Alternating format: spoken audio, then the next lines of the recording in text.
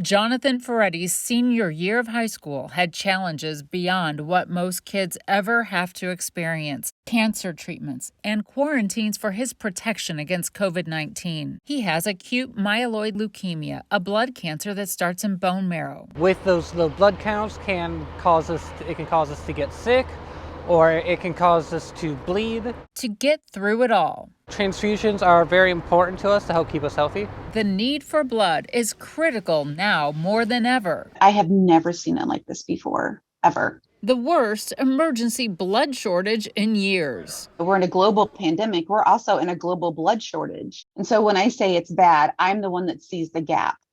I see the families, and then I see what we're not receiving or collecting from a normal basis. Lives and habits changed in many ways for many reasons. We have not seen the return of our donors to any kind of sense of normality. They're still working from home. So Mercy Blood Donor Services is mobile. Because so many people are still working from home, employer-sponsored blood drives have dropped. So Mercy is trying harder, trying to draw blood wherever a large number of people come together. Go ahead and give me gentle squeezes every 3 to 5 seconds. It's not sitting off of the coast in a cargo ship.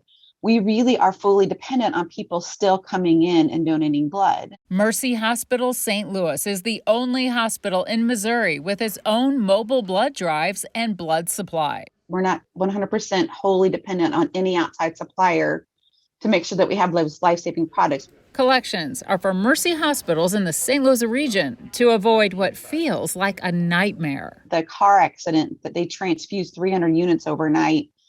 And I know what I've got on the calendar for the next 2 weeks. And it's like, we're not close. To stay stocked and ready for patients like Jonathan Ferretti. He would have to come in and get platelets or whole blood or plasma probably every other day to every 3 or 4 days.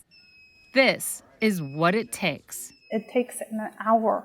And you're not just donating for my kid, you're donating for thousands of other people. Sparing families from the painful feeling of hopelessness. Whether it's an infant baby or a 90-year-old man, you don't know what it's like to see your loved ones suffer because their blood counts are low. I cannot get this from somewhere else. I can only collect it from a human at a blood drive for a patient upstairs.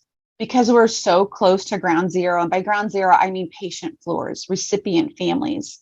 I have the unique opportunity to meet them, work with them, hear their concerns for their kids who may not have the products that they need.